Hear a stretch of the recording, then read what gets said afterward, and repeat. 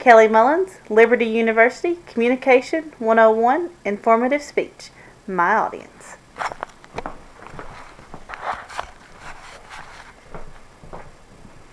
Have you ever wondered what it meant to be born on a certain day? Or have you wished you were paid the same for a job your coworker, whom is male, does, just the same as you?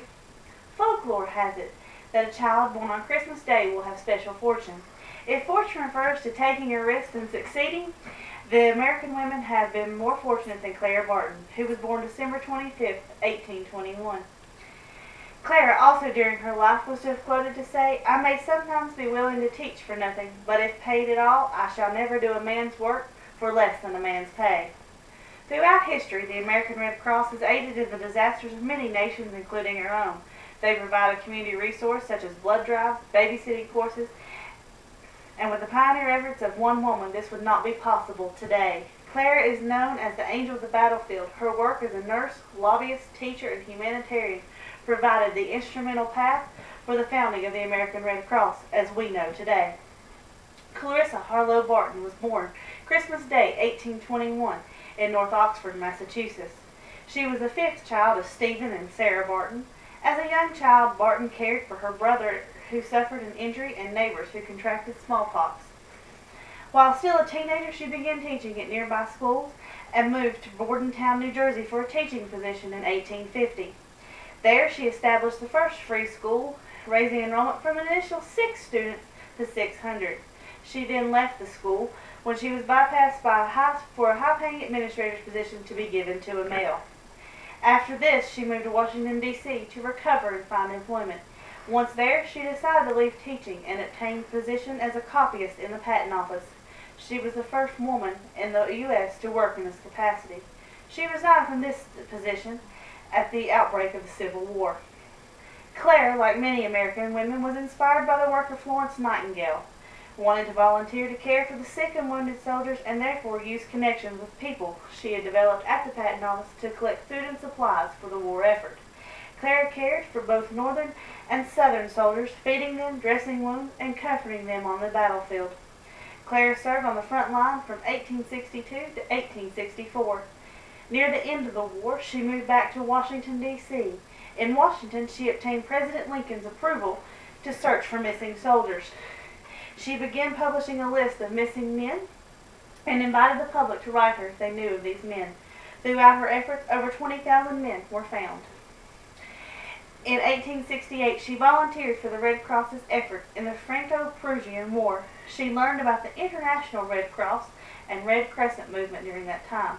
Barton was amazed at how much was accomplished through a systematic organization. She learned about the Treaty of Geneva that set guidelines for humane treatment of wounded during wartime. The treaty was accepted by many countries, however not the United States.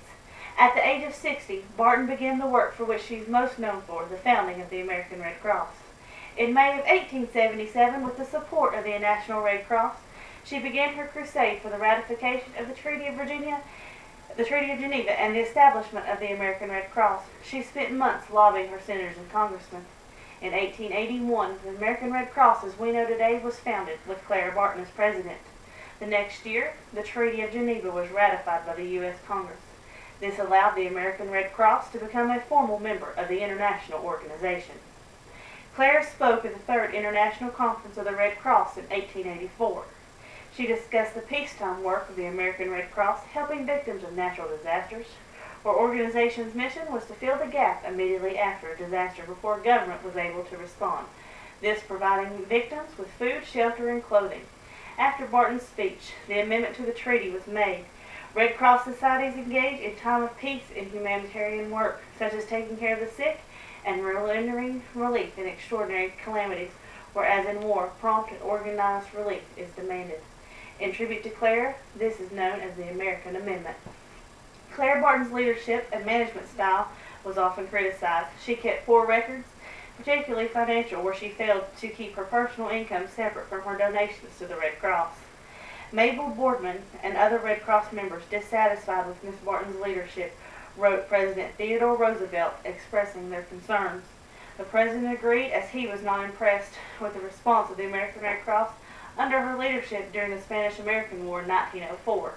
A Senate investigation of the Red Cross cleared Clara of any charges, and there had been a great deal of internal pressure for her to resign during this investigation. However, she waited until her name was cleared to resign. So in 1905, she started the National First Aid Society. The society developed the first aid kits used in home and schools and businesses as we still know today. Clara died in 1912 at the age of 90 in her home in Glen Echo, Maryland. According to the American Red Cross's website, www.redcross.org, Clara's family donated her papers, awards, along with numerous mementos to the Library of Congress. The National Park Service manages what is now the Clara Barton Historical Site in Glen Echo, Maryland, and is open daily for tours.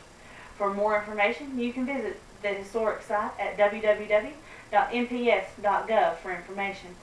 Barton's legacy to service and humanity is reflected daily by the employees and volunteers of the American Red Cross throughout the nation and in troubled spots throughout the world. The Red Cross can be found at www.redcross.org. Thank you.